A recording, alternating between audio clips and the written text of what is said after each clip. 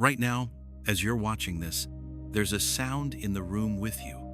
You can't hear it, but your body feels it. Your heart is responding to it. Your lungs are adjusting to it. Something deep in your chest, something you can't name, is vibrating at a frequency you were never meant to perceive. And here's what's unsettling. If that frequency drops just a little lower, you might start seeing things that aren't there. A little lower still, and your organs could begin to resonate like a wine glass before it shatters. This isn't science fiction. This is infrasound. A frequency below 20 Hz, the threshold of human hearing. A sound so deep it bypasses your ears entirely and speaks directly to your body. And some researchers believe it can kill you. In 1998, a British engineer named Vic Tandy was working late in a laboratory. The room had always felt strange, cold, heavy, oppressive. Colleagues refused to stay there alone. Some reported seeing gray figures in their peripheral vision. Others felt a persistent sense of dread, as if something was watching them. Tandy didn't believe in ghosts. But one night, alone in the lab, he saw it too. A dark shape, hovering at the edge of his vision. When he turned to look, nothing, just empty space. His heart was pounding, his palms were sweating. Every instinct told him to leave. But instead of running, he did something unusual. He investigated. The next day, Tandy brought a fencing foil into the lab. He clamped it in a vise and watched. Slowly, impossibly, the blade began to vibrate on its own, oscillating as if being struck by an invisible hand. Something in that room was generating a frequency. He measured it, 18.98 Hz. Just below the threshold of human hearing, just above the resonant frequency of the human eyeball. The ghost wasn't supernatural. It was a standing wave of infrasound produced by a faulty extractor fan, causing his eyes to vibrate, creating visual disturbances his brain interpreted as movement in his peripheral vision.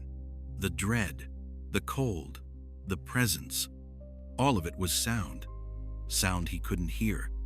To understand why this matters, we need to understand what sound actually is. Sound is vibration, waves of pressure moving through air, water, or solid matter. When these waves hit your eardrum, they cause it to vibrate, and your brain translates that vibration into what you perceive as sound. Human hearing ranges from about 20 Hz to 20,000 Hz. A Hertz is simply one cycle per second, one complete wave. The lowest note on a piano is about 27 Hz.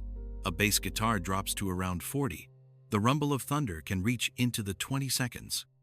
But infrasound exists below all of this. Below 20 Hz, sound becomes something else. You can no longer hear it in the traditional sense. There is no pitch, no tone, no recognizable sound. But the wave is still there, and it's still moving through you. At these frequencies, sound waves become long, incredibly long. A 10 Hz wave stretches over 30 meters. A 1 Hz wave spans more than 300 meters. These waves don't bounce off your body.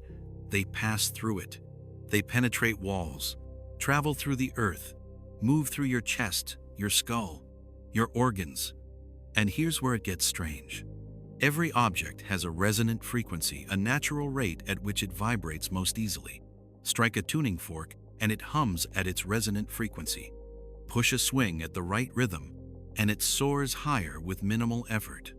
Your body has resonant frequencies too. Your eyeballs resonate around 18 Hz. Your chest cavity around 5 to 8 Hz. Your internal organs, your heart, your lungs, your stomach, each have their own frequency at which they naturally want to move. When infrasound matches these frequencies, the results can be deeply unsettling. The effects of infrasound exposure read like a haunted house checklist. Anxiety, dread, a sense of presence, disorientation, nausea, dizziness, visual disturbances, difficulty breathing, chest pressure. In extreme cases, loss of bowel control, cardiac arrhythmia, and internal hemorrhaging. Let's start with the milder effects. At around 18 to 19 Hz, infrasound can cause your eyeballs to vibrate. This creates visual anomalies, smearing at the edges of your vision, fleeting shapes that disappear when you look directly at them. Your brain, desperate to make sense of this data, interprets it as movement, as presence, as something watching you. This is one theory behind many ghost sightings, not spirits, but standing waves of infrasound in old buildings with unusual acoustics. Move lower, and the effects become physical. At 12 Hz, subjects in controlled experiments report difficulty breathing, a feeling of pressure on the chest. At 7 Hz, the resonant frequency of the human body's core, people experience nausea, disorientation, and an overwhelming sense of fear that has no apparent source. But the most disturbing research comes from military applications. In the 1960s and 70s, researchers in both the United States and the Soviet Union explored infrasound as a potential weapon. The idea was simple. If you could generate a powerful enough infrasound wave at the right frequency, you could incapacitate enemies without firing a shot. French scientist Vladimir Gavreau reportedly built an infrasound generator in the 1960s.